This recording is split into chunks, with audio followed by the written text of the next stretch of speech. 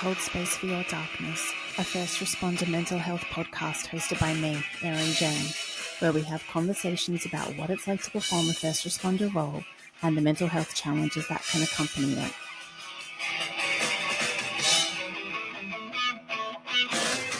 Hello and welcome to another episode of I Will Hold Space for Your Darkness, a first responder mental health podcast. I'm your host, Erin Jane, and today I am joined for the very first time by a repeat guest. His name is Josh Bailey.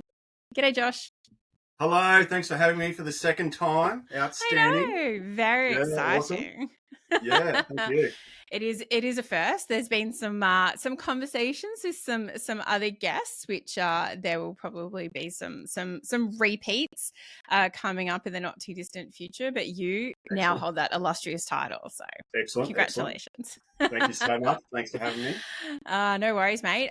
So just for anyone who may have missed our previous conversation, do you want to just give like a very, very quick sort of bio of who you are and a little bit of your experience, and then we can let everyone know what we're going to have a chat about today? Thank you. Okay, so just quickly, I'm ex-Army and ex-police as well, and I left the Army back in 2021. Studied at university, just finished a Masters in Psychology, and that's pretty much it. I've got Tracy, my wife, got a couple of nieces and nephews, got a dog, and I live in Queensland in Australia on a very nice part of the world, and I like long walks on the beach. So there you go. I don't know. Are we doing a podcast or a dating profile now? I'm not quite sure. Farmer Wants a Wife is on in Australia. Oh, fancy. All right. And I want to look up in real time and this is terrible on my behalf, so I apologize, to have searched up. Do you remember the number of your podcast? Oh, no. It's probably, 5? I just found it, 26. All right, so episode 26. If you haven't listened, go back and listen. And Josh and I had a big chat about his life, his experience in the Australian Army, his experience as an air marshal, as a federal police officer, and then his studies and all that kind of thing. So I think we were figuring out it was about, 12 months ago? Yeah, for 9th of the 5th. So, legitimately, we're talking 12, it's 12 months later. to the day in Australia. Wow. I know. That's there you awesome. go. That's but so I guess it's actually a great introduction to explain, I guess, to come full circle, why we are jumping on here again today. And it's because, since that time, and I think I've spoken about it on previous episodes, I often end up experiencing and creating these beautiful friendships with people that I have on the podcast, and I would claim Josh in that pile.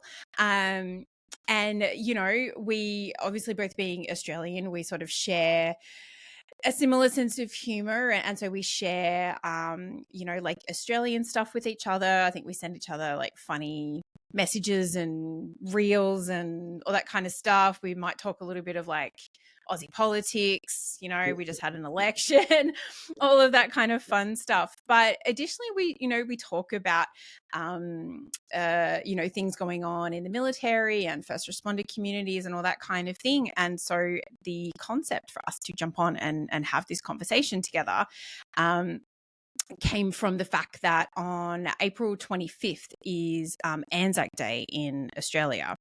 And that is one of the days that we commemorate our soldiers in Australia.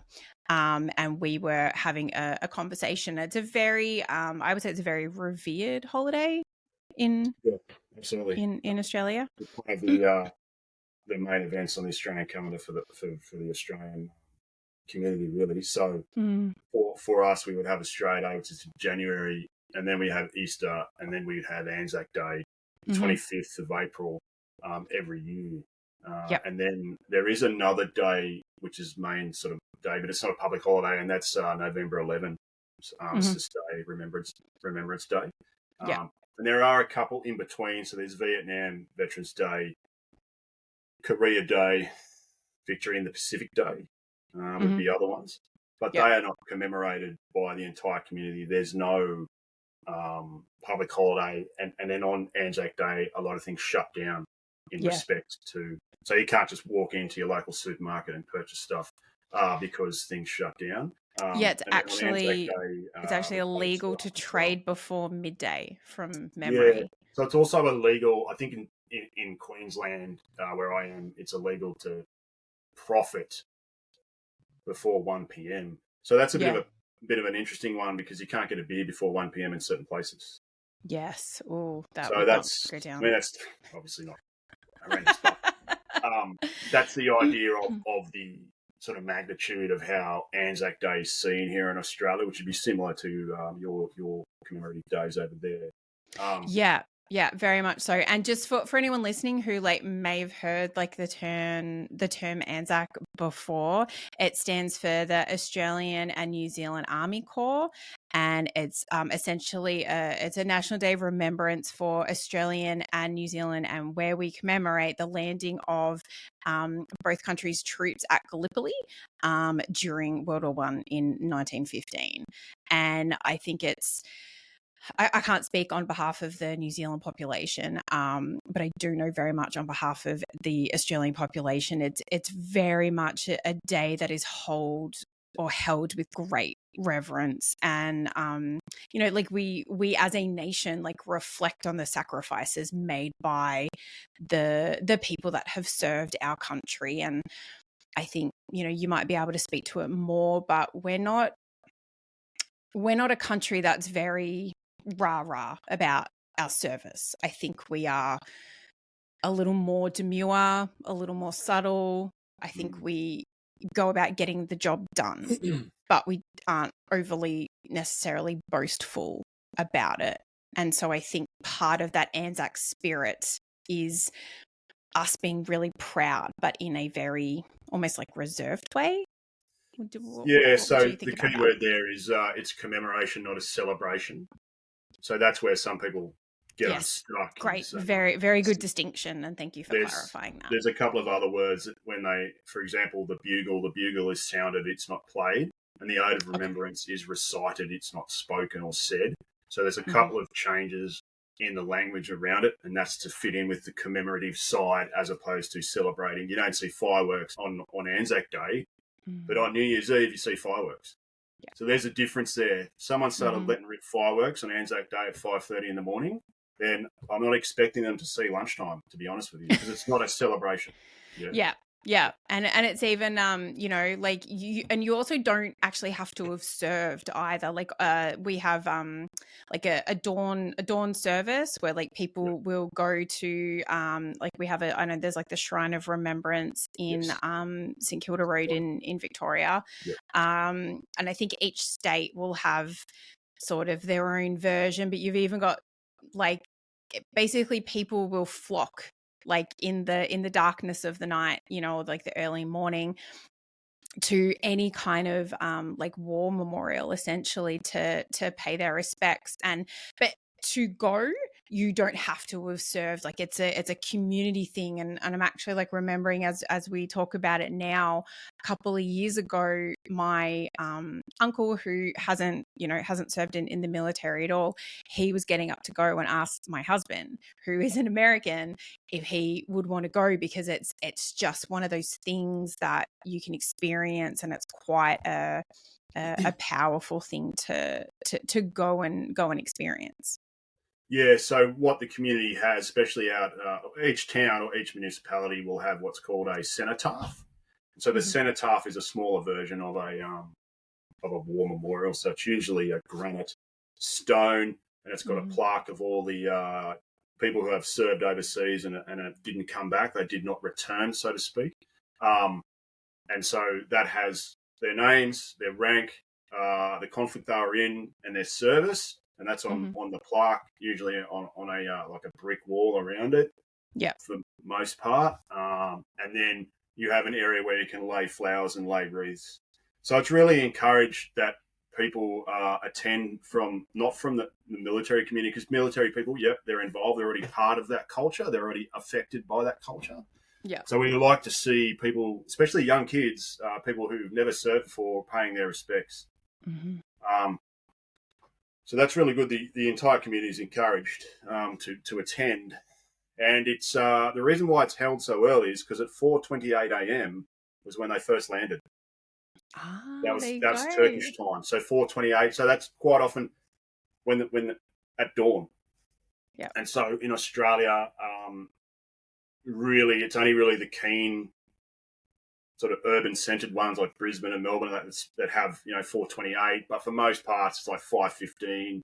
I've attended one. It was so cold that they wanted people to warm up, so they started at 6:30 because it's freezing. This is one thing we don't talk about in Australia. Yeah, it does get down past -degrees. That's why it's 4:28 because that's when we landed the first troops. So the first troops at Gallipoli was from the 9th Royal Queensland Regiment. He was a lieutenant, Wow. non-Acua. Yeah. Yeah, and he stepped off, and then the rest is history. First Australian, anyway. Not sure about New Zealand. They did have Indians fighting. There's about 8,000 Indian troops. Wasn't just Australian New Zealanders. There were other people, but we were the main force element, so to speak, and we took a lot of losses. A lot of losses. Yeah. We really didn't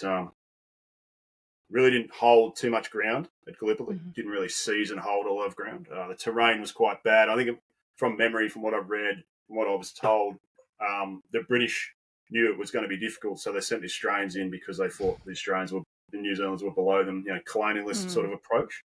Yeah. So the British, I think they were the ones who provided fire, naval gunfire, from a couple of nautical miles away, nice and cosy for the Brits. While the Australians and New Zealand did the hard yards. Yeah. And so this year is 110 years because it was 1915 they landed. Oh, yeah. 4:28 a.m. Yeah. Wow. So hence why it's at dawn. Yep. There you go. You just taught me something brand new I never knew. So thank you for that.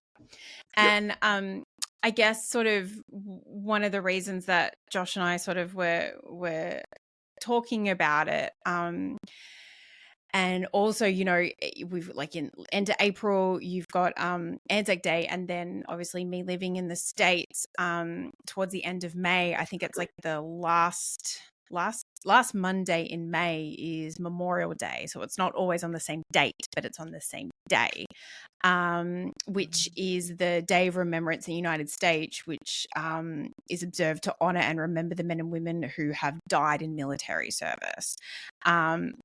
And so it came about after. So I did a little bit of research before we jumped on here today, and it came about after the end of the Civil War here in the United States, and it was initially known as Decoration Day, and it was when people would decorate the graves of the fallen soldiers from the Civil War, and then it progressed to recognize like all soldiers and all people who have died in any kind of like military service. So again, there are those parallels between Australia and America, that even though both countries have the kind of, they differentiate, like you were saying, Vietnam Veterans Day, Korean, all that kind of thing. And America has the same thing too. They're the kind of like the two big commemorative military-based holidays. So obviously for America, it's Memorial Day and Veterans Day. And then for Australia, it's Anzac Day and Remembrance Day. Yes. So Remembrance Day and Veterans Day are both on the same day, November the 11th, but they signify different things for each country. So Veterans Day in America is when that's the day that they take to honor and basically thank anyone that has served in the US military in war or peacetime. And it originated as a part of the Armistice Day in 1919, which is the same reason that we commemorate it in Australia. And for us, it's Australia and England and all of like the Commonwealth countries, from my understanding. And it was changed in America in 1954 to honor all veterans from all wars, not just after the First World War.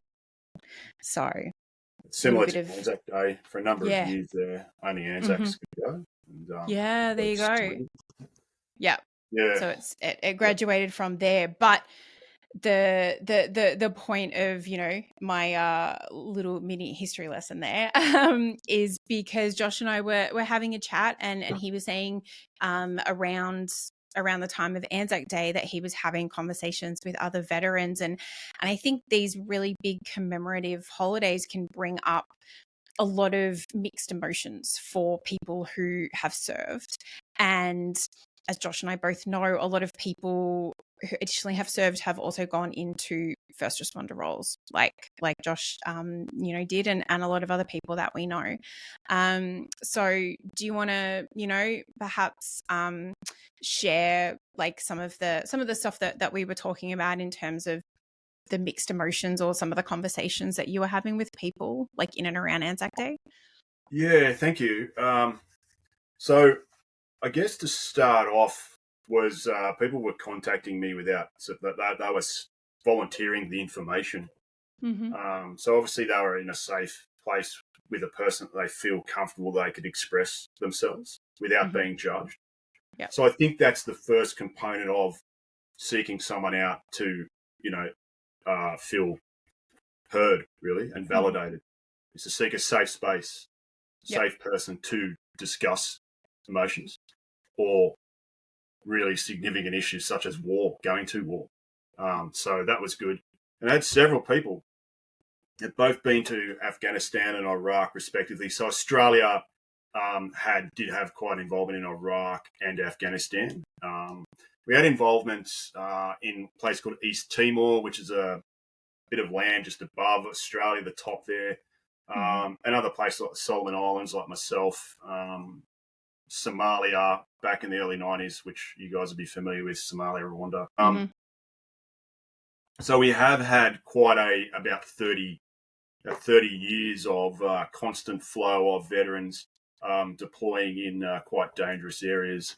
Mm-hmm. And these guys, I'd served in, one of these guys I'd known since 1998. And I did Commando Regiment selection with this guy, and Mm-hmm. he rung me and he said, his exact words were, look, I don't know how much time I have left. It's coming up to Anzac Day. And he told me the reasons why. Essentially, it dawned on me after my conversation with another guy who went to another theatre of war that, you know, he was experiencing a bit of sorrow and bereavement and grief. Mm-hmm. Grief. Yep. There's a strict word for grief, but let's just call it sort of you know, a bit of sadness, bit of disconnection. Mm-hmm. You know, feeling sort of low, Yep. sorrow around whether or not there's resentment or regret about your service or the Mm-hmm. future, and Yep. wondering just how long they had left to live and what it was all for, and doubting themselves. A bit of their personal identity was wrapped up into going to war Yeah. and coming back. Mm-hmm. A lot of these guys that I was talking to weren't feeling sorry for themselves, but they are having negative experiences about their identity, which and it had come up deeply around this time of year because Anzac Day was a commemorative. It was that one day that they get Yep. to Yep. deeply reflect because things aren't open. You know, you're expected to go out and be with like-minded people. The whole day is about commemorating your service Yep. if you've served. And so a lot of people don't like thinking about something for 5 seconds. If they've got to think about something from 3:30 in the morning when they get up until they go to bed and they can't Yep. sleep until that's 15 hours of just, or how many hours of just constantly thinking, ruminating over their service. And if they've lost mates, then there's Mm. going to be grief. Yep. If they think that they could have done a better job, then there's going to be grief. If they compare their services, a big one we have in Australia, Mm-hmm. compare your service to someone else. Yep. And here's one for me. I was in what's called the Tactical Assault Group, which is the SF tag guy. So it's like the Delta Force, I don't know, CT dudes. But I was in that, but I was a guy who fixed boats and fixed weapons. So I was a maintenance guy. At that Mm-hmm. stage, I'd moved to being a tradesman. Now, I don't count myself as being part of that unit because I wasn't the heavy hitter.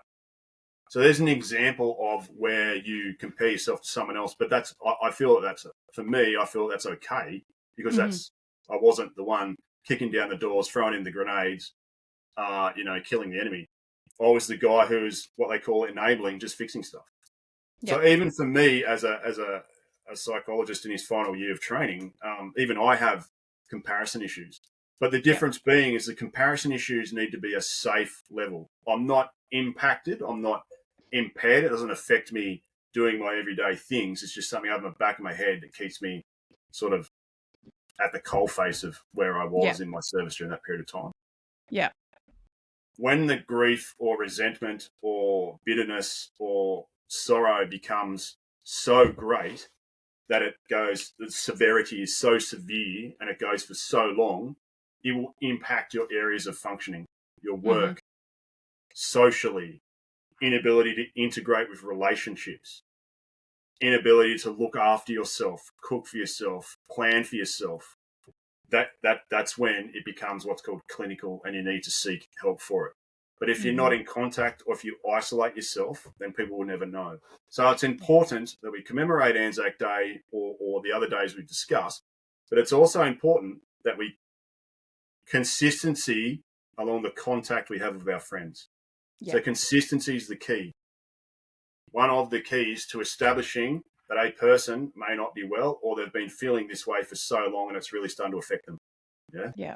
Yeah, no, that makes sense. And I think as well, it's also not just a day, like the lead up, everyone, like, correct. It's on the news, it's all over social media. Like if these big commemorative days bring up, like, for some people, it's a chance to catch up with people that they served with who they might not see. They might only see them on like this 1 or 2 day a year, and so it can bring about that sense of camaraderie. But like we're saying, if there's people who maybe feel grief over their service, maybe they lost people that they served with either during combat or perhaps to suicide since they've come back, whether they had these really strong bonds, and then though they have kind of like flitted away over the years and people have just kind of moved on, whether their service wasn't, like you were saying, like maybe not what they anticipated it was going to be. They thought it was going to be one thing and it ended up being another. And sometimes that can be a good thing, and sometimes it can be a bad thing and really challenging for them to reconcile. And like we're saying, there's a lot of grief surrounding all of that. So additionally, like if this is a day, either Anzac Day, Memorial Day, or Veterans Day and Remembrance Day, like if they're days that bring up all these negative connotations and negative associations, like you are just kind of infiltrated then. So it's not even just this one day, it's like the whole period around it too. Yeah, so the lead up is important because you want to know who you're going to hang out with, where you're going to be. So if you're a person who goes to, say in Australia, a lot of my mates go to what they call the Rock, which is in CBD of Sydney. It's the Commando Memorial there. It's like a seat. You turn up. It's like a granite seat, I think, and there's a catafalque party around it. So dudes turn up there and then they go. So everyone knows they're going. Okay. But if you're one of these guys like me who has moved around the country and got mates all round, then you would. This year I rang to see who was going. So there's a lead up time, and I met up with some people that I expected to, and others I hadn't seen in ages. Yeah. So they especially got to travel interstate. So some dudes travel interstate. So there's a lead up time in organising, and there's an expectation that you're going to meet these people and have a good time. There's a schema, which is basically a list in your head of how things are going to go. Mm-hmm.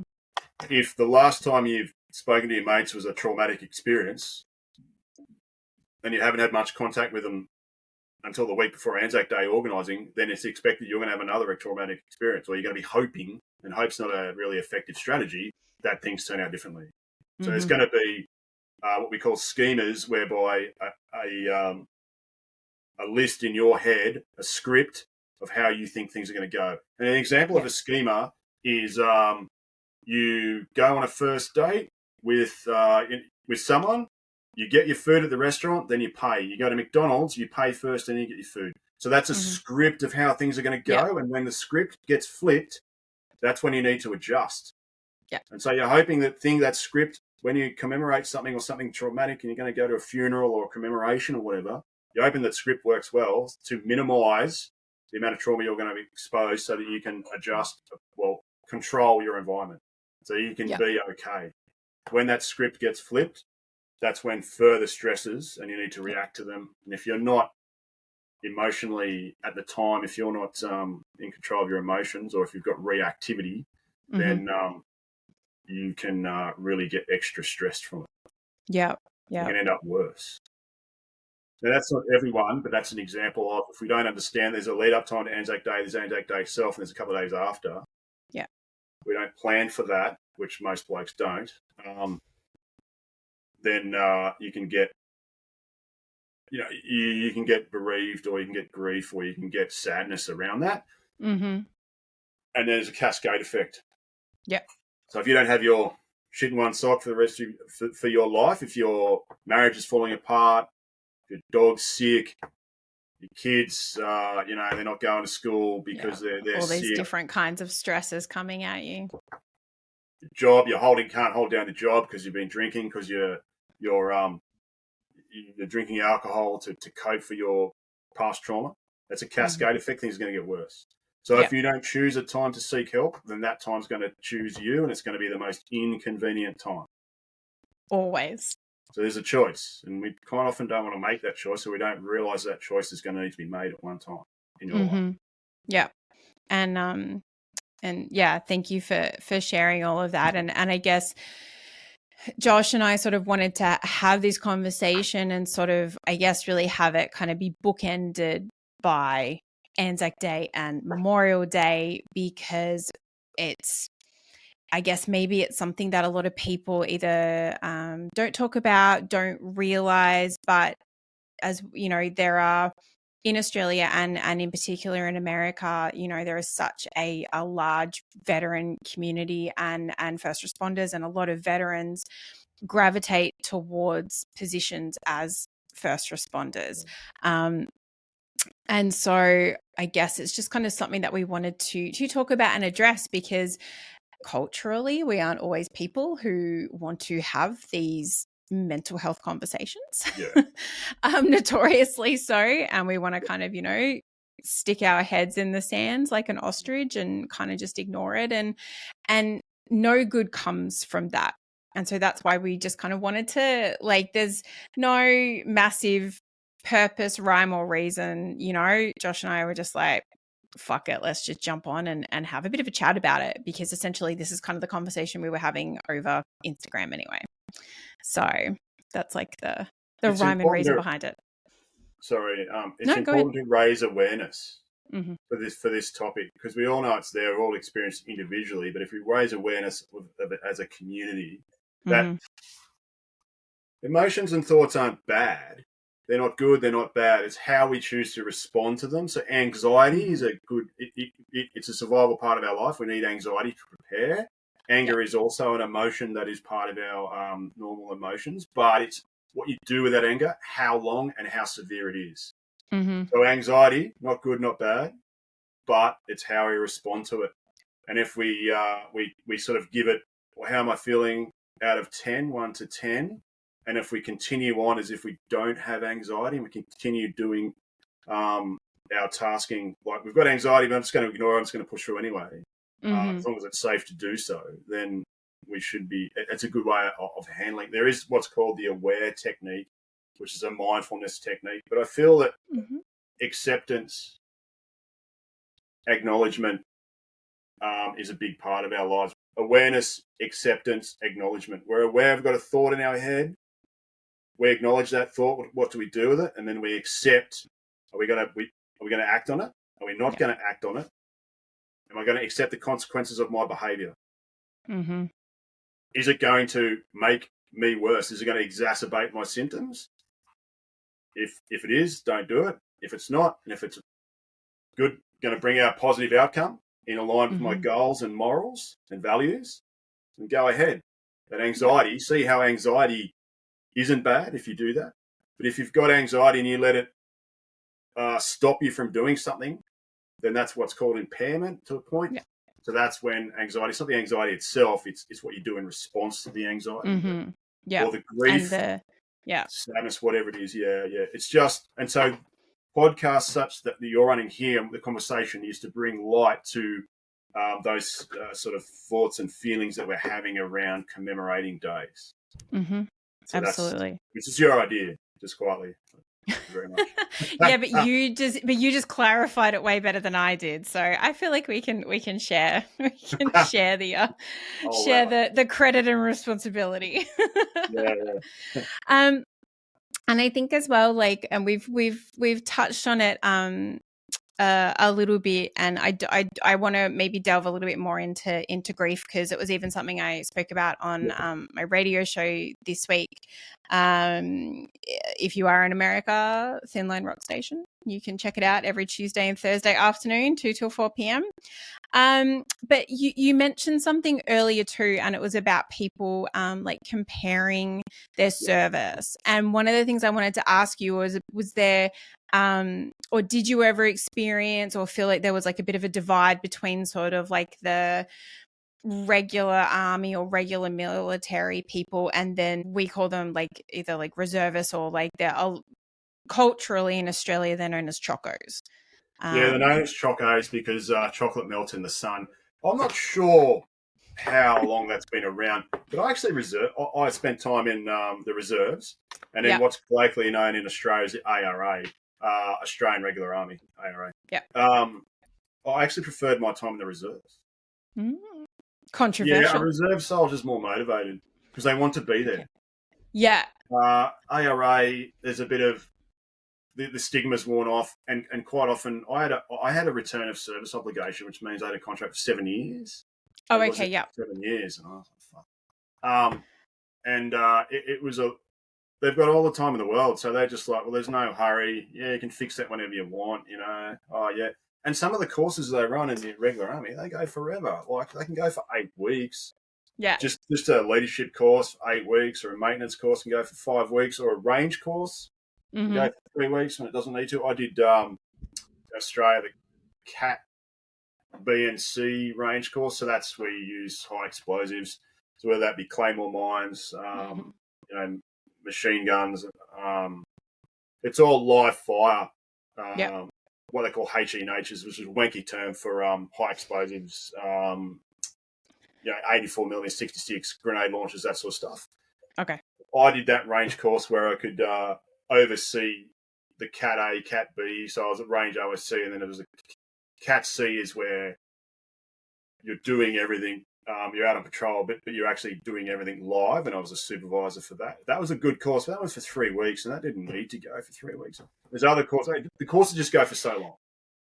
Are you trying to tell me that there is bureaucracy in these kinds of institutions? I'm shocked to my core. 8 weeks that could have gone for like 3. Everything's just longer in the ARA, and some of the exercises they don't need to happen. So we've got a exercise called Talisman Sabre, which are colloquially called Taliban Slayer, and there's another one called Exercise Hamel.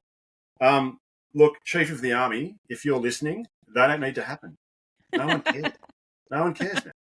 I don't think he's going to be listening, but so probably not. With the reserves, though, I actually enjoyed my time. I mean, I got to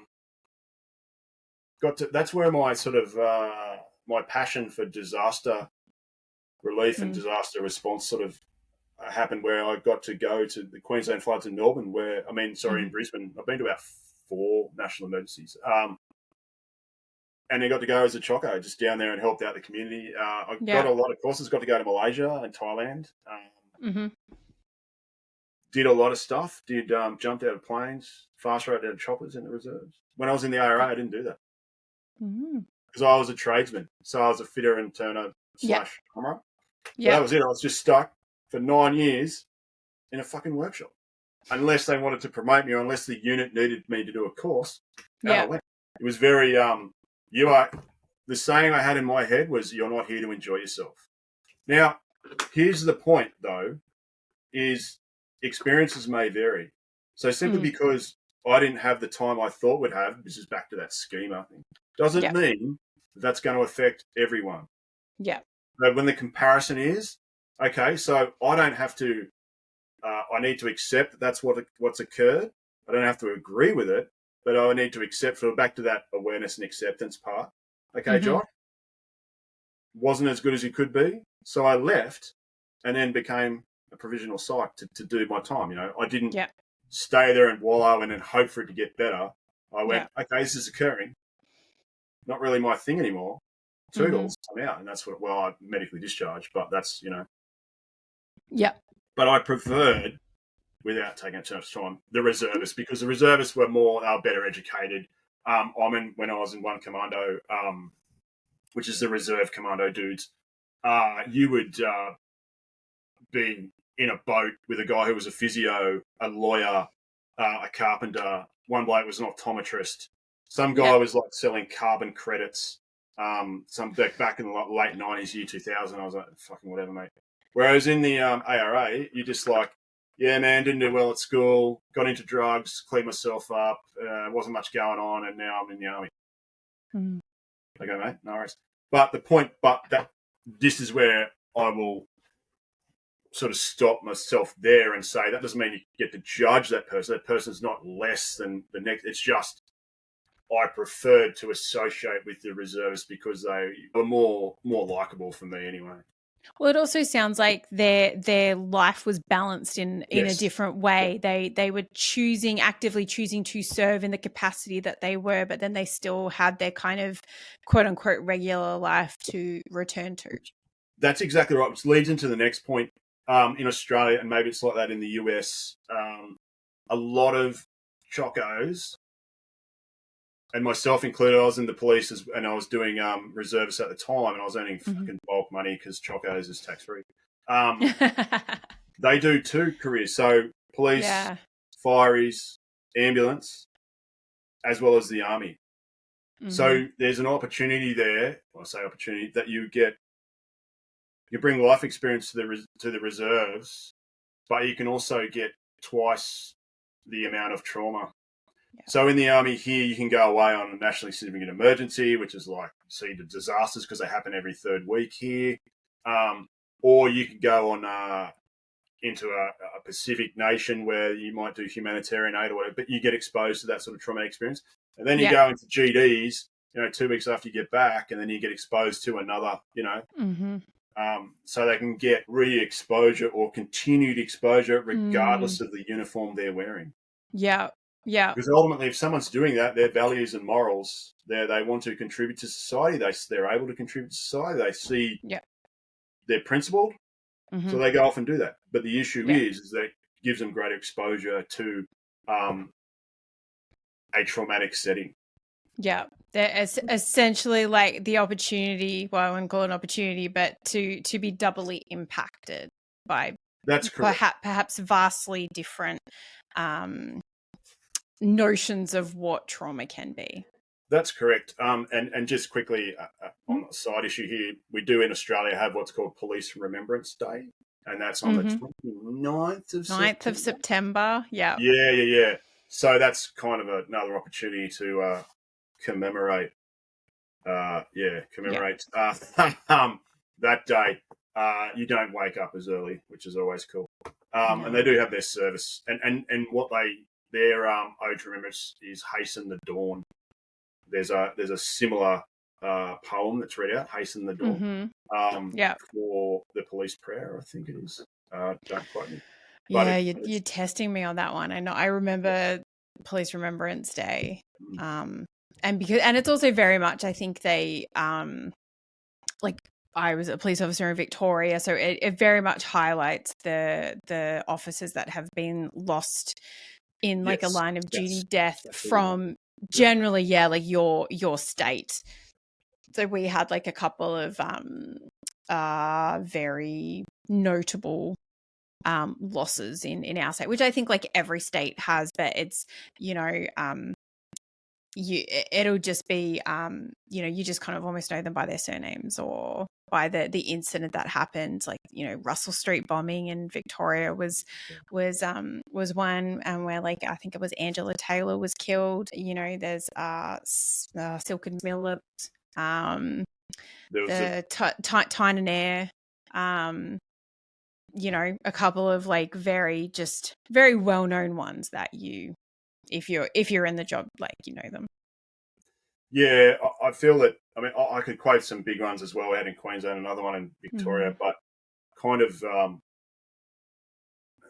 podcasts make notoriety by talking about or big noting certain issues, and I'm not really. We don't need to do that here, but I can certainly relate to the losses you're talking about. So that's why we're here to talk about commemoration and how we do that, because the losses are so great, and quite often, if they're a personal loss, we there's no lead up time. The suddenness, whether it's suicidality, which is tragic, or whether it's on the job, whether it's in the army in Afghanistan or on the job here in GDs, the suddenness is just it needs adjusting to. It's so striking. And I think as well, it's also, like, thinking back to when we would commemorate, like, the police Remembrance Day and stuff. I think it also makes you realize your own sense of vulnerability, like, in the job, because sometimes some of those tragedies have happened because it's been, like, an accident, or just a unfortunate set of circumstances. Some of those deaths were targeted attacks on police officers, and that is something that is a massive issue in the States, like, huge. Like, so many police officers are targeted and killed in this country. It is, almost at like epidemic levels, and it's tragic, absolutely tragic. Certainly is. Yeah. It would be good if now I'm not in America, I haven't been there for some time, but it would be good if a politician sort of ran on a policy that was going to clean up, at least in his local area, he or she's local area, the targeting or using police officers as targets. It'd be good if they could just clean that up. At least start small. I think there's obviously lots of different places, and I think certain states have, like, laws in place for, like, mandatory sentences for people who harm police officers and all that kind of thing, because I guess it's when it comes down to, like, a judicial thing, like, it's that aggravated nature for, like, the intentionality of targeting someone like that. So it's not federal, but I think that different states or cities and all that kind of thing definitely have some of that legislation in place, and as well they should. And it should, I mean, from my perspective, it shouldn't just be just for police. Like, I think only last week there was a firefighter paramedic who was stabbed in the line of duty while they were transporting a patient in Kansas City, like, last week. Like, it's anyone injuring someone who is performing a role just to essentially help their community. That's I think it should be, like, across the board, but that's just me. Yeah, federal legislation. Yeah, absolutely. And so I think we've touched on it a little bit, kind of backwards and forwards. But I think one of the things that I wanted to discuss with you too was, so we all know the term grief, and you and I have both said that word, but I guess, and even, like, we were having a bit of an offline conversation, there's, like, a clinical term or definition of what grief is. And then I think there's also perhaps some different, maybe cultural definitions or different ways that it can show up and come out in our life. Did you want to, like, hit us with the clinical explanation first? Just quickly, so The DSM-5, which is a diagnostic statistical manual of disorders, which is what GPs, psychologists, and psychiatrists use to diagnose a mental health disorder. So when you paint a picture, you go and you see the psychologist, there's some boring magazines, there's weird music, you go and you talk to him or her and she goes, you've got this disorder. Well, what they're basing that from is a very thick blick book, like a brick basically, about 800 pages. And that has a series of disorders with criteria. So being an ex-policeman, I can identify with it because it's similar to the proofs to an offence manual. Yeah, it's very similar. You can look at it, the and, the or, that sort of stuff. The proofs, you're like, oh, it's sweet. Now, there is a thing called prolonged grief disorder. Now, just quickly paint a picture. Grief relates to the sorrow and bereavement and sadness you're feeling in regards to the death of a loved one. And that experience must be impactful in your impairment, in your social, occupational, or other areas of important functioning for more than 12 months. Okay. So the severity must just be more than sadness. Has to be severe. Yeah. Has to really be to the attachment has to be back to the person that you were, that person has died. Your memories, your intrusive memories, your thoughts, you're avoiding certain areas because that person was there. Your entire life is consumed, or almost consumed, by the death of a loved one. So your identity is disturbed, and you're tied back. You can't move on. It's so severe that you can't move on. And what's that disorder called? Prolonged grief disorder, which is separate to separation anxiety disorder, because the separation is the person's alive. Yeah. Okay. Now, here's the issue: is that PTSD, you can get PTSD from experiencing trauma, obviously, and that can obviously be a death. You can get PTSD from learning about a person's traumatic death. So with grief, grandma, gramps, dad, mum, brother died. Yep, okay, tragic, but not in a veteran or police officer way where it'd be tragic in a car accident or an IUD or he's shot as he going through the door. So PTSD comes from the specific traumatic event because it was trauma, and you've got intrusive symptoms, you've got nightmares, flashbacks, all that sort of you might have dissociation, derealization, avoidant behavior, all that kind of thing, reactivity, mood, all those sort of things, that sort of stuff. So there's a difference between grief, separation, and PTSD. Grief is associated with someone who has passed. They've just suddenly passed, and you're struggling to get over it. The other things that we would struggle with, which is separation. Separation's more for children, I think. Yeah. Well, and so what, like, and I guess like that's the sort of event, like a quick snapshot of like the clinical definition. And so like we've mentioned it a little bit already, but how I was saying like grief, like a non-clinical kind of grief. And the quote that I found about it was, it's grief is when we lose something of value to us. So it doesn't, it's a loss. And, can potentially be a death, but it doesn't actually have to denote a death of a person. It's simply the loss of something that we found valuable to us. So that can be a person, it can be a pet. It can be, there was like the huge fires in California a couple of months ago. We have massive bushfires in Australia a lot, or the flooding and all that kind of thing. Like, losing your whole house, losing all that kind of stuff. There's like an object, worthy like level of grief. It can be losing your career. So say you get injured in the line of duty, your mental health starts to struggle and you can no longer perform your role. There can be an element of grief of losing things like that. you can, you know, a breakdown of a marriage or a relationship, there is a grief associated not just with losing that person from your life, but that relationship, that connection that you had, perhaps the future that you guys had planned.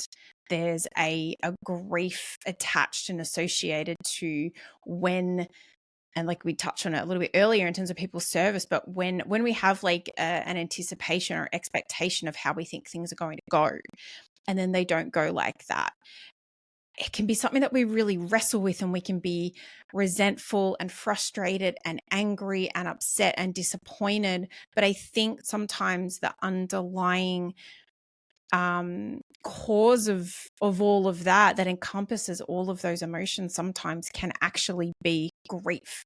We're experiencing all of those things, but ultimately we are grieving the loss of something, and whether it's something tangible or something that we sort of maybe expected and thought and then it didn't happen, it's still a loss that we're identifying with. Yeah, so you're quite right there, and that was well explained. Yeah, so back to that schema. Remember how I was talking about scripts? Mm-hmm. When that schema gets flipped, we then have to adjust to that new life. And there is a thing in the DSM-5 called adjustment disorder. So adjustment disorder is essentially the disorder you have when it doesn't satisfy one of the more serious disorders. So if it doesn't satisfy the criteria for MDD, depression, generalized anxiety, or agoraphobia, or post-traumatic stress, any of the psychotic disorders, never been a manic episode, that sort of stuff, then adjustment, because there's an identifiable stressor. Within 3 months, say you've lost your house, you are exhibiting some sort of stress, worry, bit of an identity crisis, and that's called adjustment disorder. And so what happens with the adjustment disorder, though, the key thing there is not a lifetime illness like PTSD or MDD can be termed. Once you have moved on sort of 6 months after that stressor, after that stressor has completed, or you're no longer exposed to that environment, 6 months later it should resolve itself. Okay. So you should be. So if you've just moved into a new area, you've been posted somewhere, and you know there's a whole new environment you've got to adjust to. Once, and then you move back home, and 6 months later, you shouldn't have those symptoms anymore. That's adjustment disorder. So that's another word for grieving, or even something that hasn't died. You're adjusting to your new life or a new sense of purpose and your identity. That's strictly speaking, though. But I think for everyday people, what you've said is fine. That's how we relate to it. But it's what we do in response to that. So whether we practice mindfulness, whether we ring our mates, whether we access some of the organisations in Australia or America that can help us, whether we just call a psychologist, a GP, to talk about pharmacological treatments, i.e. medication. Not that I encourage that, but it is available. What we do in relation to that. So isolation and avoidance doesn't work. We've done that enough. That's not working. Resorting to alcohol, I can tell you now from experience, no, that's not okay. Crying's okay. The more you cry, the less you drink. But you kind of also need to factor in things that are going to help you, because we're back to that choice. You either make the choice for help, or it's going to make the choice for you. And it's going to be the most inconvenient time. Yeah. So now that we've established all that, really, one of these things of the podcast is that, yes, sorrow, grief, and everything exists, but we also need to accept that one day you're going to need help. The sooner you choose, the better off you're going to be, and the help's out there. Yeah. Yeah, and I think you're, absolutely correct there, and it comes down to, I look at it like it's never too late to be trying to initiate healthy coping skills and strategies into our lives. So if, had we been given these options and opportunities and knowledge and psychoeducation at the very beginning of a career of military service or a career as a first responder, I think overall we would be a lot better off. But that hasn't happened. It's happening probably more so now for the people starting their careers from this point onwards. Yep. But for us who, like, our career is sort of like in our rear view mirror, it's more about, you know, that kind of mitigation or learning, you know, different strategies. But you can also be proactive and preventative, and that was like sort of something that I know that we wanted to discuss, because there are some great organizations, and like I said it to Josh before I jumped on here, like there's, because of the size of America in terms of the population, like Australia and America are similar in countries in size, but the population density means that there are just so many resources for first responders and veteran organizations and all that kind of thing. I think Josh and I agreed that we're probably going to pop some in the show notes. But literally all you have to do is Google military and first responder support, and there's a shit ton. So I don't think you're going to struggle to find something. But I think because Australia is a little smaller and our culture is, I don't know, maybe like a little more stoic sometimes. I think we sort of wanted to like talk about a couple of, like, I guess just more notable organizations that are available there for anyone who is kind of like, yeah, I might need to talk to someone. Yeah, in WA, I'll start around the country. So in WA, which is the furthest left part of Australia, if you're not familiar with it, Western Australia, there's and I know Danielle Baldock, she's an ex-WA copper. Her husband's a dog handler, actually, I think, from memory. So Soldiers and Sirens, they run. They're in what's called an Australian ESO, so an ex-service organisation. So they help out for military and police and emergency services. Okay. So that's in WA. In South Australia, the shirt you're wearing now, Aussie Frontline. So I've met Marley and I've met Maddie Newlands. I've met them both. So Aussie Frontline, what they do is you can actually get on their website. You can fill out a form. I'll pop their stuff in the show notes too. You can fill out a form, and you can actually get 3 free counselling sessions with Matty Newlands. Yeah, he's an ex-South Australian copper. He's actually quite good. I've met him as well. Yeah. So no, they have culturally competent providers. Yes. And it's a like a non-profit organization. So I think they've got, like, it's Aussie Frontline, and then I think they've just created an Aussie Frontline Foundation from memory. And because I was looking on it just before we jumped on, and so Aussie Frontline's founded by Dr. Dan Pronk, who is a former SAS, and Marley Briggs, who is a former first responder too. I'm not sure, was he? I'm not sure if he's still in the job. I think it said former on their bio, but I'm not sure. Anyway, It doesn't really matter though. It's not going to matter to the bloke who rings up and says, "Hey, no, but so they offer services, education courses. They do conferences. They sell merch, and they have this great thing. It's called Pay It Forward, so you can purchase a T-shirt, and it basically goes into like a bank, like quote unquote. And so then if a first responder member anywhere around the country is maybe injured in the line of duty, perhaps involved in like an officer involved shooting, or just something that, you know what, it would be like really freaking nice for them to know that the first responder community of Australia is there supporting them. They will send them a T-shirt.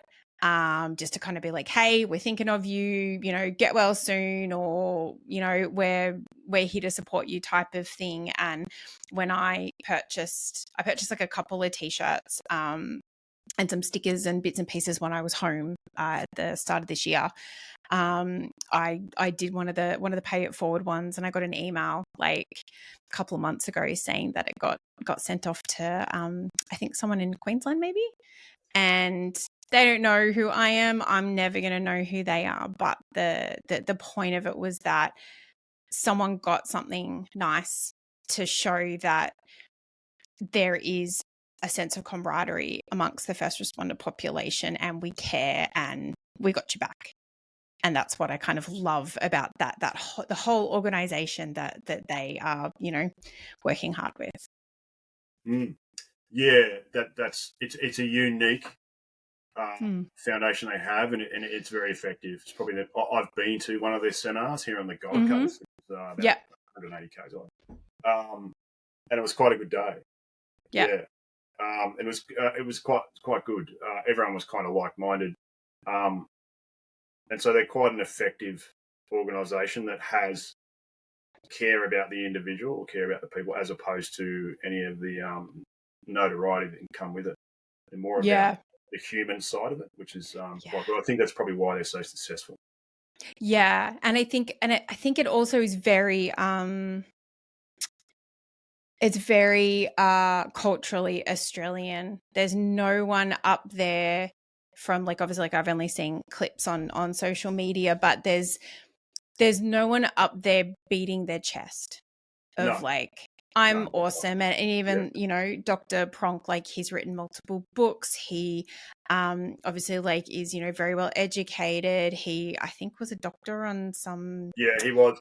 He was a medical doctor in the Army, and then he was a medical doctor for the Channel 7 show here in Australia, SAS Australia, I think it was. Yeah, something like that. So I think that's kind of where some of his... I wouldn't say notoriety, but like popularity sort of like spurned from. But I mean, I've read his book, The Combat Doctor. I've read The Resilient Shield. I'm just sort of like all in on him and their organization and everything, because there's a humbleness that comes across with the people involved in that space, especially in Australia. It's not, they don't make it about them. They make it about, the people that they're helping, and just the first responder community overall. And I don't think that is essentially always the same everywhere. I think some people get into it a little bit more about like promoting themselves, and these guys aren't that. No. And the next one is in New South Wales. They do a lot of education. I do collaborating with them. It's a hard shock life. I've met the gentleman who runs it, Lucas. Nice. I've met him in person. I've collaborated with him a bit. I helped him out running it to get it started. Well, to a bit. Okay. He did a lot of it. And he kind of tests some of his products on me, so I'm a bit of a guinea pig. But he's actually got coffee out. I've got a bag of his coffee, would you believe? Ooh. So it's a hard shock life. Now, Lucas runs a very good business there, or it's not an ESO, but it's an organisation where you can contact him, and he provides education, a bit like me, but he does it better. So there's education. He runs that on Instagram, but I think he can lead you towards mental health. He's a social worker by trade. Okay, nice. Social worker, I started following him, I think on your recommendation, or I saw that. Yeah, and he puts out great content specifically, sort of, and especially like targeted, and it might have even been off something that you two collaborated on around Anzac Day. That might have even been like the spark for this conversation. I think it's great that so many people are just putting all of this like psychoeducation out there, so it is really easily accessible. Like, I think a lot of people can maybe demonize social media, and sometimes it deserves it for the whole, like, I guess, like pop psychology of, oh, like everyone's a freaking narcissist these days, and this person's this, and oh yeah, I've got OCD and I've got this and I've got that, and sometimes it, oh yeah, I'm going to get PTSD from like the the line at the coffee store. Like, I think it can sometimes detract away from some of the important things, but for elements like this, when it's authentic people putting out important information so it is accessible for anyone who wants it, I think it adds a lot of value to this Education. space. I think what you're pointing to there is education and not Entertainment. Yeah. I mean, pop psychology, it's okay. It sort of borders on explaining something clinical in layman's terms, but then there's pop psychology where they just want likes or clicks. Yeah. And then there's other times when it's not very well explained at all. Or it's cherry picked. Yeah. I put a bit of information out there in my posts, but sometimes it can be too much or not enough. What I've found that works well is combining movies with a message. Yep. And I accidentally found that last year. I actually, for a short time, changed my bio around Christmas movie, action movie thing, and people were like, "Oh, what the fuck?" But I used movies. I used Christmas action movies, i.e., Die Hard, Rambo, Lethal Weapon, Die Hard 2, no less. There's several movies out there with Christmas themes. And I was using those to move on, pass on a message around mental health. And guys were gelling with me. People were contacting me, and that's when I decided what success is as far as social media goes, is the one-on-one messages that you get. Not the likes. It's the messages you get one-on-one. They say, thanks very much. And that's kind of what spurred me to keep going. That's when I knew that Anzac Day was a bit of a struggle for some dudes, because I was getting those messages. So I continued posting. I will post right up to Christmas Day, right up to Anzac Day. A lot of people won't, because they won't get the likes. I do the opposite, and the reason why I do that on social media is because that's when blokes are most at risk, most struggling. So I do a lot of rehearsals, and I try and get it right. And so to get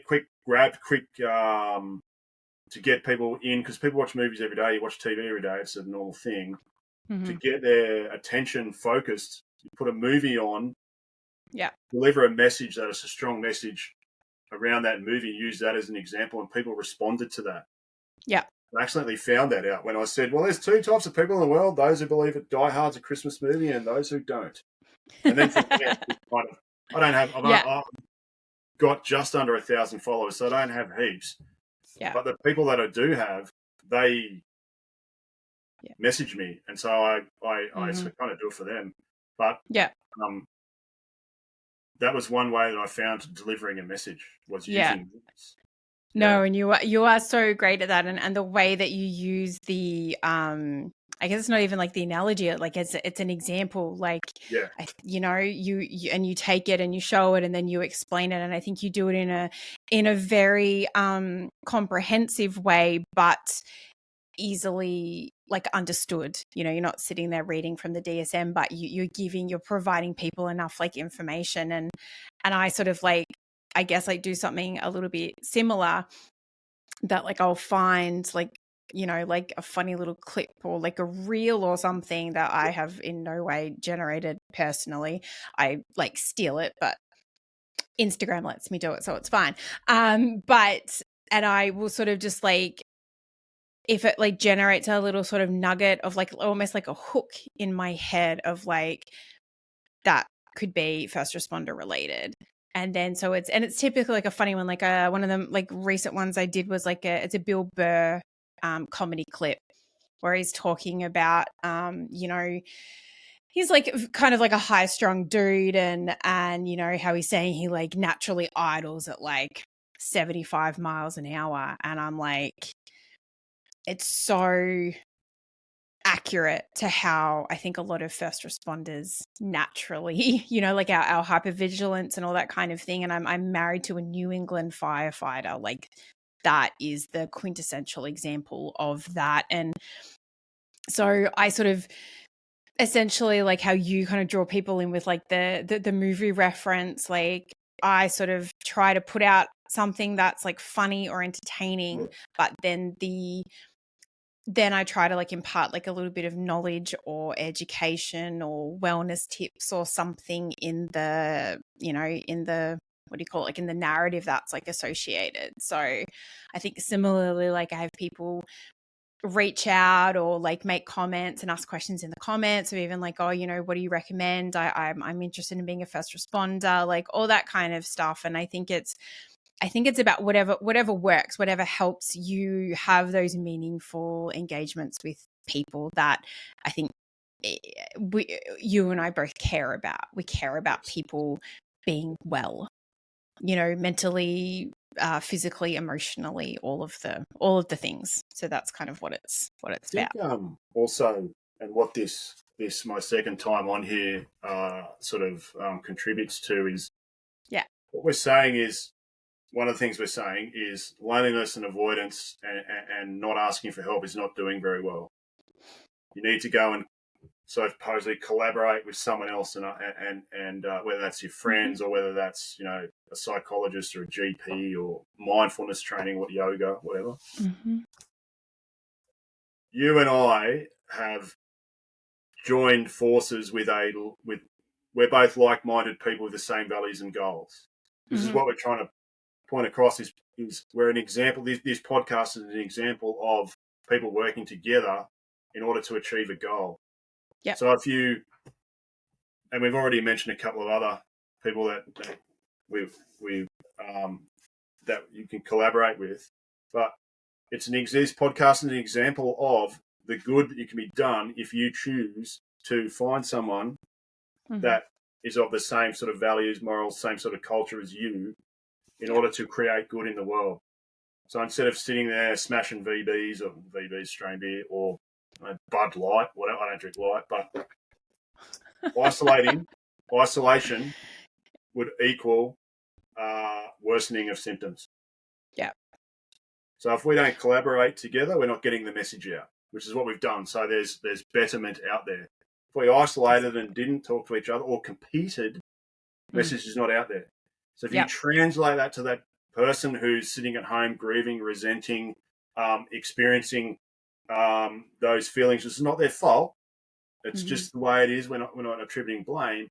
If that person doesn't choose or know that they need to make a choice, then they're going to get worse. Isolation and avoidance is a worsening of symptoms, which means they're going to go on for longer. Yeah. It means your quality of life is going to be less, which means your thoughts are not thoughts. They're deluded thoughts of your history, and there's really no evidence to back up what they're thinking because they've been thinking it so long. So they're interpreting memories. They're no longer remembering as they are. They're interpreting them negatively because that's their worldview. But as soon as you get exposure to other like-minded people that are going to help you, all of a sudden your worldview swings back to a more human thing. So our podcast and what we've just discussed is an example of collaboration with like-minded people. Exactly. And I think one of the important things that I would want to say too is that mental health and wellness and resources, it's a spectrum and it's a continuum. So it can be, if you are like a really solitary person and you don't like sharing how you're feeling and all that kind of thing, as long as you're not at the end of the spectrum where your mental health is really affecting your quality of life in such a detrimental way, when you really do need to seek some external support. Like you're saying, mindfulness practice, journaling, practicing gratitude, grounding techniques, box breathing, like certain like exercises like yoga, like the spectrum of where you can start if you just kind of want to find something that is proactive and helps yourself a little bit.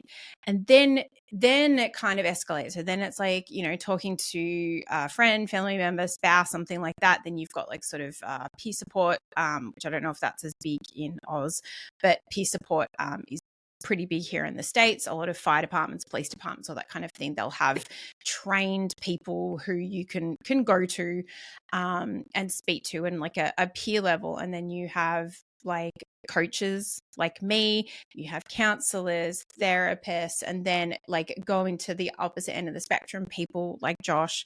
And then, you know, going a little bit further, if you're in need of some kind of medication, you're looking at like a psychiatrist. But I guess talking about it is kind of wanting to say that there's no one size fits all. So what one person needs Exactly right. isn't, you know, going to be what's necessarily right for you. And that's okay. It's whatever. I had another podcast interview recently, and they talked about like, it's, you know, you might go and try like a new pair of shoes on, and like the shoe has to fit right for you to you know, eventually wear it.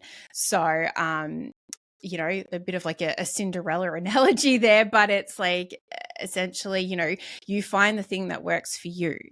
And if that's like, someone could be severely struggling, but they learn about mindfulness or they learn about journaling, and that's the only out that they need. That is the only thing that really brings them peace, and it improves their quality of life to the point where they're like, oh yeah, I'm good. I've got this thing. It's an adaptive coping strategy. It's not going and getting blind drunk every night to stick your head in the sand.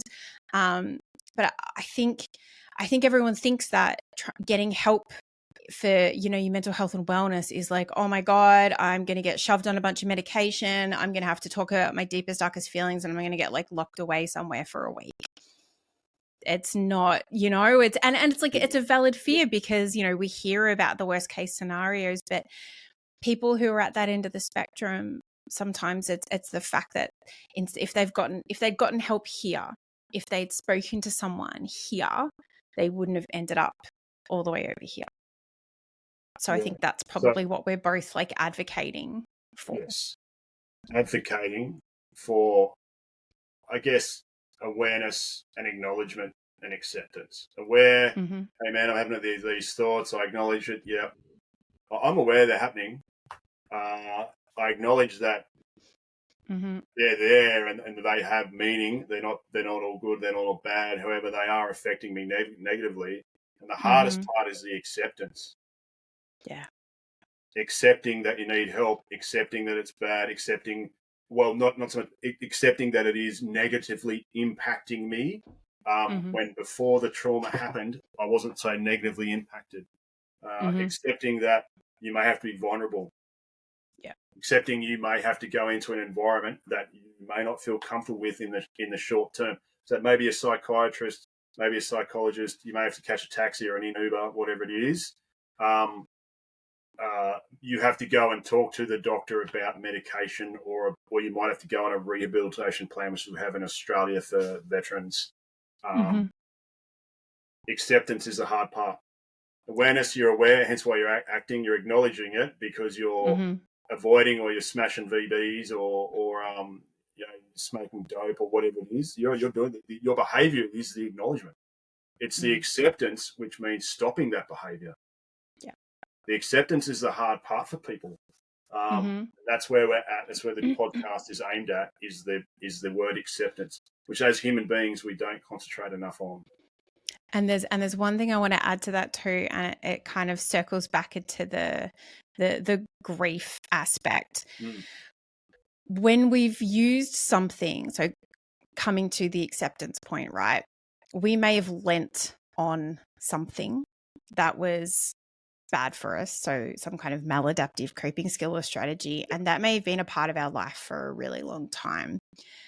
Coming to that acceptance part, that's not serving me anymore. I need to acknowledge that, move forward, accept that I have to find something different. There can also be an element of grief attached and associated to the fact that you might miss that thing. So maybe even like, you know, I would say like drinking for a perfect example. Like if you can't drink responsibly and you have to stop, there can be an element of grief attached to that, because it's like, well, okay, like I'm accepting that that's not for me anymore. But I'm going to grieve the fact that, you know, it was something I actually really enjoyed. Like you know, my favorite bottle of red, I'm not in a place where I can have that anymore. And, you know, a couple of drinks always makes awkward social interactions go a little bit easier, and it takes the edge off. Or when I've had a really tough day, I used to really love coming home and sitting on my back deck and having a beer with my partner. Like, there is, to maybe come kind of full circle a little bit, even in that acceptance, there can still be grief of, like, even though we're going in a positive direction, there can still be grief attached to the old sense of ourselves that was part of us for a really long time too. Yeah, that's right. So the Mm. changing in behaviours, perhaps, Mm. or the Yeah. not doing the behaviours, finding something that replaces it, Mm-hmm. still gives you that same satisfaction that still Yeah. moves into your identity. Yeah. That you need I mean, to to this day, I still miss having a dart every now and then. I wouldn't. Oh, I knew it. I know. I was a dirty, dirty smoker. And I think one of the other organizations we wanted to chat about before we wrap it up soon is the Phoenix Foundation, or Phoenix Australia. They are a trauma, or essentially like a post-trauma mental health organization. They've been around for 25 years. I think they are based in Victoria, but I don't know if they have services all over Australia or not. But the reason I wanted to mention them specifically is that they have a section called Responder Assist. So they actually have clinicians, be it psychologists, psychiatrists, or that kind of thing, that they have a program that is specifically for people working on the front lines, emergency services, first responders, and even like a military section too. So these people are trained to understand the culture of military first responders and how that can relate to their trauma exposure. And I think, trauma is trauma, and it is in the eye of the traumatized, but the kind of trauma that we are exposed to, the cumulative nature of it, I think sometimes there's, I would say it's like a difference, but I think perhaps, and you would probably be able to speak on it better, there may just be like a different way in which they treat people who've had this cumulative, 10, 15, 20, 30-year careers that are just splattered with trauma, as opposed to one traumatic incident that someone's That's right. experienced. So I think you touched on it before, was cultural competence. Mm-hmm. So there's something that you and I would bring, and other people with background, is we've lived what they're talking about. Mm-hmm. So for me, I've lived the army and the police, and you've lived the police as a detective. So you would have been exposed, you yourself would have been exposed to it as it's happening in the ground, and then you would have investigated after it's finished and dealt with the human side. So what we bring is a certain element of understanding already, as opposed to sitting there talking to a psychologist and they go, oh, what? I was at uni, and this lady was like, oh, I'm 20 years psychologist, and she didn't understand, never even heard of the acronym DVA. She said, what's DVA? I said, Department of Veteran Affairs. And she goes, oh, 20 years in Melbourne, lefty capital of Australia. Didn't even know what DVA was. So there's an example of, okay, to ask for help, you've got to find your people. Yes. Which is what this podcast really demonstrates, is we found our people, and now we're moving, bettering the world. Yeah. What you've got to do as anyone listening, okay, I need to find the person who's right for me. And that's where psychology can be a letdown, is quite often the person isn't right fit for them. So if your psychologist isn't for you, then you can either put up with it or try and find another psychologist that's a good fit for you. And what sounds like the Phoenix Foundation is, they do have lived experience, which would make themselves be the right fit for the people that they're seeing. But I don't know if they do telehealth. I'm not sure. I imagine they would, but yeah. Yeah, I'm not. I know someone who works there, so I could definitely double check. But I've been on their website, and they have a lot of free, like psychoeducation. There's like resources for spouses. There's resources for people who might be struggling. There's courses available for, say, someone who is maybe a leader, like working in some kind of organization where maybe people might be like exposed to things, not necessarily in a first responder, but maybe like a first responder adjacent type of role. They've even got like courses for helping people, like handle those situations a little bit better, or be cognizant of it, be aware of it, all that kind of thing. So, again, like I said, we're going to put everything sort of we've discussed today. I'm going to pop it in the show notes, and I'll probably pop some on social media too, just because I think it's really, and like Josh was just saying, it's really important to speak to the right person who's going to get you, because if you reach that point where you are of desperation, and it takes a lot. Like, it can take a lot for people to pick up the phone and say, I need help. If they get to that point and then they reach out for that help and it's not the right fit, it can push that person away from seeking help for easily a decade. And then where are they going to be found? So, I would like to say, like, Cinderella that shit and find the right shoe that fits you. But it might be too girly for you, Josh. I like it. Yeah, otherwise you won't. Exactly. So I think I wanna end it with, so the whole point is that we are, bookending our conversation between, the Australian commemorative day of Anzac Day, and then Memorial Day is coming up in America.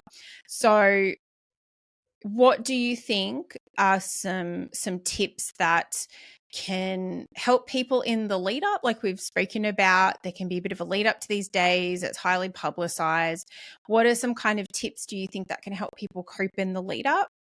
What do you think could help people on the day? And then what do you think can help people cope in the aftermath? And that's 3 questions without notice. Go. Thanks for having me. You're like, oh no, my computer stopped working. So I think if you're aware, you've got that script in your head. So you're aware that you're going to go to you're only going to go to a place where you want to commemorate that you're comfortable with. Yeah.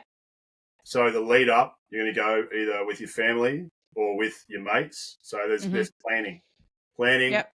and then understanding going to be in an environment that makes you uncomfortable, and have a threshold. I'm going to leave if, or I'm only going to be here for so long, then I'm going home.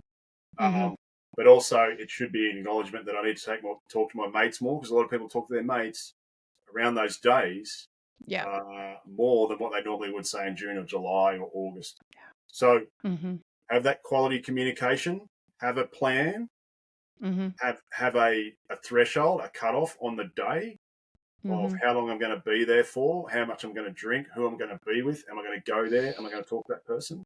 And then afterwards is where you sit with your thoughts, accept those thoughts and acknowledge those thoughts. Try and find evidence for those thoughts. Is there evidence for that? Yeah. That should I be sad? Should I be happy? Anxiety is not good. It's not bad. It's what you do with it. And then also check in with your mates is another one. Or even if you want, if you've already got a plan in place, a circle, you're already seeing a psychologist, if you're already seeing your GP, or if you've seen a physio, you like to get on the tub and get a massage, then book that in for those days after. Yeah. Yeah. Make that plan around an 8 or 10 day period instead of just one day. Extend your planning around your commemorations that one day. We have a few beers, capture mates. That's in person. Plan that around that one day. Break it down into 3, as you said: the before, the during, the after. Yeah. So the after is where you may talk to your mates as well, and you may ask yourself, is there any evidence? Does it make me feel worse? Okay, I need to stop, move on to something, remove myself from the environment, or go and do something else. Go and that's where you need to. That's acceptance is another thing we need to do, and accept. I might need to see a psych or a doctor or a physio, or go and do some yoga, MMA, whatever it is. That's the aftermath. Beforehand, nothing's happened beforehand. You're just planning. You're safe. Yeah. Nothing's happened yet. You're just anticipating it's happening. But you know that there's absolute evidence you're going to go on the 25th of April. That's when I'm going to commemorate. So up until Mm-hmm. beforehand, nothing's happening. You're just planning. Yeah. Understand you're in that planning stage. Plan it. Prior planning and preparation prevents piss poor performance. Ooh. So everyone knows that. So, and then on that day, understand could be time to go. Yep. Could be time to stay longer. Have a plan. That planning stage is when you act, and on that day is you act out that plan. Mm-hmm. And then afterwards is when you continue on your disengagement, I guess, plan. Yeah. Yeah. 3 different stages to that plan that you have. Mm-hmm. It's a lot of effort, but if that's the way you want to better manage something, then that's what you do. And you're probably going to do that anyway, because you're going to ring your mates beforehand, you just don't realize you're doing it. You're planning. Yeah. You're turning up. So it's your turning up stage. It's the last stage where we fall down. Yeah. So that last stage also needs to be properly planned out as well. Yeah. And I think, and I love that strategy so much. And I think as well, like, as you know, people who have been, you know, emergency services, first responders, military, like, we're all about freaking contingencies. Like, oh, if, you know, they escalate here, I'm going to like put my spray away and get up my gun. I'm going to do this. I'm going to do that. I would use a fire analogy, but I don't have one off the top of my head. But so we're all about contingency. So even if you go, nah, doesn't bother me, like I'm fine, she'll be right, you know. Like you're saying, so I travel with 2 young children a lot, and I always go about it with like, prepare for the worst, hope for the best, and you normally end up with something in the middle. Yeah. So I think for any of these days, if you have been involved and you have served and all that kind of thing, like, you can be fine for like 9 out of 10 years. And then on that 10th time, you might see someone you haven't seen who reminds you of something that may be, when I say triggering, I don't mean triggering, but as in, you know, will bring up, feelings or memories or anything like that may feel a little more overwhelming if you haven't thought about it in a really long time, or you had forgotten about it and someone's retelling a story and you're like, oh, I forgot about that. So it's that whole planning thing is just having a broad amount of support around you just in case. If you don't need them, absolutely, cool, that's awesome. But having that support there and planning for the worst just in case, and having those contingencies, like, we do that every day. We do that every day at work. You know, you check your gun, you rack it, you make sure it's working, and you put a freaking extra mag or speed loader or whatever it is. Like, you have backups. That's what it's all about. Just making sure that you've got backups just in case you need it. Yeah, totally. You might not. Yeah. I agree. And that's really well said. That's really well broken down. Yeah. All right. Absolutely agree with you. Yeah. All right. Do you reckon that's it? Fabulous. Absolutely. You reckon that's it? We've covered everything we wanted to cover? Yeah. I think you've done absolutely amazing. Yeah. Yep. Oh, no. Well, this was a lovely conversation. Thank you for jumping on and joining me, Josh. And like I said, I'm going to pop all of the either like Instagram links or contact details, websites, all that kind of thing for, you know, Aussie Frontline, Phoenix Foundation, Soldiers and Sirens, It's a Hard Chock Life, all that kind of stuff. I'll put them all in the show notes, and I'll find some American resources too, but there's a lot. I'll pop a few in the show notes. And additionally, like, if it feels a little bit overwhelming, I think, I don't want to speak on behalf of Josh, but, you know, reach out to either of us on socials. I'm on Erin Jane Coaching. What's your handle, Josh? Josh's Psychology is my hand. Fairly simple. It's fairly simple. My name's Josh, so nice and easy for people to understand. Yeah. So I'll pop our contact details, in the show notes. And so if you're finding it difficult to navigate getting some help, we're both in the position where we don't mind sending you in the right direction. So always feel free to reach out. All right. Thanks again for your time, Josh. I really appreciate it. Thank you. Cheers. All right. This has been another episode of I Will Hold Space for Your Darkness. Thank you to Josh Bailey for joining me. And as always, let me listen in a way you've never been heard. Cheers. Hi guys, it's Erin Jane here. Firstly, thank you for listening to I Will Hold Space for Your Darkness. This podcast really is for you, the listener, and I hope you're finding as much value in listening to these conversations as I am in having them. If you'd like to offer any feedback, suggest a subject matter, are interested in being a podcast guest, or would like to get in contact to receive first responder life and wellness coaching services, please reach out. You can find me on Instagram at Erin Jane Coaching or the dedicated podcast account, ErinJane_Darkness Podcast, or my website, www.erinjanecoaching.com. I look forward to hearing from you, and I'm so grateful to have you as part of this darkness community. Cheers.